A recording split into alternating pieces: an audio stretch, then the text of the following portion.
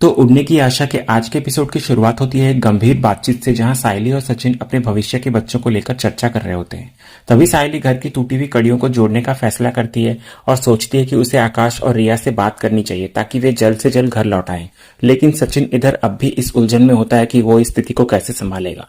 इसी बीच दूसरी तरफ फिर हम तेजस को देखते हैं, जो कि अपनी बेरोजगारी से जूझ रहा होता है। वो अब तक अपनी योग्यता के अनुसार कोई नौकरी नहीं ढूंढ पाया होता है। तो ये बात वो आकर परेश को बोलता है। तभी सचिन अपने छोटे भाई यानी कि तेजस का मजाक उड़ाने लगता है और उसे ताना मारता है कि वो नौकरी पाने के लिए कोई ठोस प्रयास नहीं कर रहा है।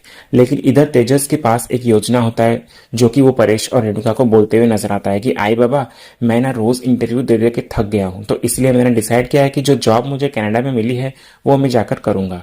फिर ये सुनकर रेणुका इधर से कहती है कि तेजस, तू ये क्या बोल रहा है? अपनी आई को छोड़कर 7 समुंदर पार जाएगा नौकरी करने के लिए? तो तेजस फिर बोलता है कि मैं क्या करूं आई, इंडिया में मेरे क्वालिफिकेशन के हिसाब से जॉब ही नहीं है।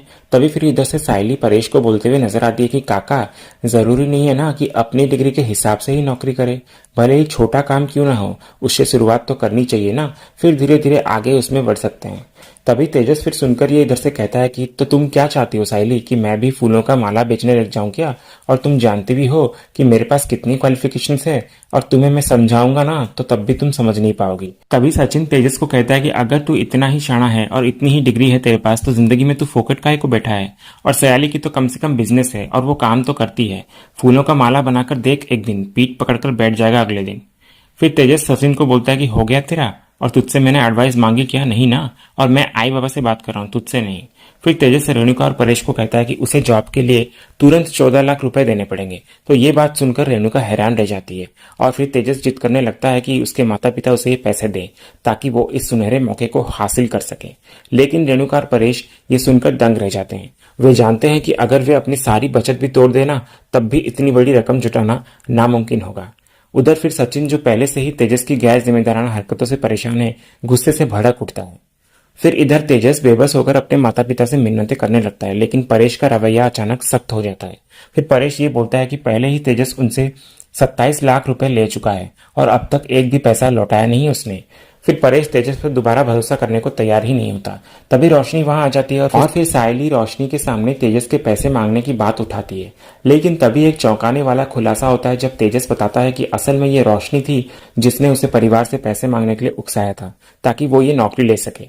फिर ये बात सुनकर सारे घर वाले गुस्सैल नजर से रोशनी को देखने लगते हैं। तभी फिर रोशनी रेणुका को ये कहते हुए नजर आती है कि नहीं काकू, एक्चुअली तेजस मेरे पास आया था अर्जेंटली पैसे मांगने, पर मेरी ऐसी सिचुएशन अभी नहीं है कि मैं उसे इतना बड़ा अमाउंट अरेंज करके दे सकूं।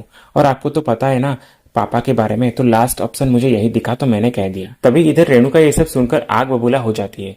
फिर जब तेजस घर को गिरवी रखने की सलाह देता है रेणुका के सामने, तो वो और ज्यादा भड़क जाती है और साफ कह देती है कि क्यों दूं तुझे मैं पैसे? सारे पैसे तुझे देकर हम सड़क पर आ जाएं क्या? फिर तेजस ये बोलता है कि आई तू ऐसा क्यों बोल रही है? तो रेणुका फिर इधर से तेजस को धक्का देते हुए बोलती है कि क्यों ना बोलूं, वैसे भी इस घर में मेरी सुनता कौन है, और जो मैं चाहती हूँ वो होता तो नहीं है कभी इस घर में। तो तेजस फिर बोलता है कि आई तू ही तो है जो मेरा सपोर्ट करती है हमेशा। तो रेणुका फिर बोलती है कि लेकिन इस बात पर मैं तेरा सपोर्ट नहीं करूंगी। फिर वो तेजस को यह याद दिलाती है कि अब उसे परिवार पर बोझ बनने की जगह घर की जिम्मेदारियों में हाथ बटाना चाहिए। तभी इधर से सचिन को अपनी माँ की शक्ति देखकर यकीन ही नहीं होता। फिर सचिन तेजस को कहता है कि सुन रहा है ना कि तेरी आई ने क्या कहा, कि नौकरी इधर ही करने का, पैसा कमा, बाबा का पूरा 27 लाख लौटा, हिसाब बराबर कर, फिर निकल तुझे जहां निकलना है। फिर सचिन ये बोलता है कि इधर बाबा का उम्र हो गया है और ये जो तेरी लाडली आई है वो भी जबान नहीं रही, क्योंकि उसकी भी अभी उम्र हो गई है, और तुझे इस उम्र में इनका सहारा बनना चाहिए और तू इन लोगों को बेसहारा करने पे तुला हुआ है। फिर तेजस सचिन को ये कहता है कि तू ना मुझसे जलता है और तुझे पता है कि ऐसी नौकरी तुझे नहीं मिल पाएगी, इसलिए बाबा और आई को तू मेरे खिलाफ भड़का रहा है। फिर रेणुका इधर से बोलती है कि सचिन बिल्कुल सही कह रहा है, समझा तू? फिर पहली बार इधर रेणुका को सचिन की बात से पूरी तरह सहमत होते देख तेजस को गहरा झटका लगता है। तो वो रेणुका को कहता है कि आई तू मेरी जगह इसका साइड क्यों ले रही है? फिर रेणुका बोलती है कि क्यों, तुझे क्या लगा कि तू कुछ भी मांगेगा, कुछ भी बोलेगा तो मैं आंख में पट्टी बांधकर तुझे सब कुछ दे दूंगी क्या? इस घर को लेकर मेरा निर्णय फाइनल है और वो नहीं बदलने वाला। हर छोटी बड़ी चीज में अगर घर गिरवी रखने लगे ना, तो ये घर हमारे पास से चला जाएगा और मेरे पास सिर्फ यही घर है और ये मेरे बाबा की निशानी है, उनका दिल, उनकी आत्मा बसती है यहाँ पर, तो मैं ये घर किसी को गिरवी रखने नहीं दूंगी, समझा तू? फिर तभी रोशनी इधर रेणुका के सामने आते हुए कहती है कि काकू तेजस इतना रिक्वेस्ट कर रहा है तो प्लीज आप हेल्प कर दो ना। तो इस पर रेणुका कहती है कि रोशनी तुझे अगर इतना बुरा लग रहा है तू अपने पापा से बोल ना कि वो तेजस को आकर पैसे दे दे, नहीं तो तेजस से बोल कि यही मुंबई में दूसरी नौकरी ढूंढ ले, लेकिन अब इस घर में एक भी रुपए का लोन नहीं लेगा कोई। फिर इधर अब परेश भी अपनी पत्नी के इस बदलाव को देखकर राहत महसूस करता है और वो रेणुका को कहता है कि रेणुका तूने आज एक जिम्मेदार आई की तरह पहली बार तेजस को समझाया है, तो तेरी ये बात सुनकर गर्व महसूस हो रहा है मुझे। अगर ये सीख तू पहले ही तेजस को दे देती ना तो आज इसके पास नौकरी होता, और तेरे मन में तेजस के लिए जरूरत से ज्यादा ममता है, उसी का ये नतीजा है। फिर इधर हम तेजस को देखते हैं जो कि बार बार रेणुका से विनती करते हुए नजर आता है कि प्लीज एक बार हेल्प कर दे आई।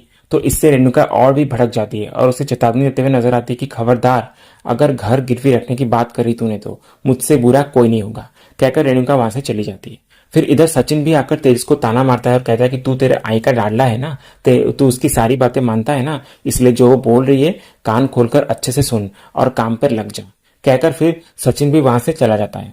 और इधर परेश फिर तेजस को अपने पास बुलाता है, उसे समझाता है कि देख तेजस, ये जरूरी नहीं है कि तू कोई बड़ी नौकरी करे। जैसे साइली ने कहा था कि पहले तू कोई छोटी सी नौकरी देख, फिर उसमें आगे बढ़ने की कोशिश कर, तरक्की कर, यही तेरे लिए अच्छा होगा। अगले दिन फिर हम तेजस को देखते हैं जो कि अपने दोस्त के साथ एक साधु के पास जाता है ताकि वो अपनी भविष्य का रहस्य जान सके, लेकिन इधर स्वामी जी जो हैं उसके अजीब और गरीब सवाल सुनकर उलझन में पड़ जाते हैं। इधर दूसरे सीन में एक अनजाने मोड़ पर रिया का सामना अचानक राघव से हो जाता है। कई दिनों बाद मिले राघव का बर्ताव फिर से वैसा ही होता है और वो रिया को परेशान करने लग जाते हैं, लेकिन ठीक उसी वक्त सचिन वहां पहुंच जाता है और तुरंत महसूस करता है कि कुछ तो गड़बड़ चल रहा है। और इसी सीन के साथ ही आज का ये एपिसोड यही खत्म होता है।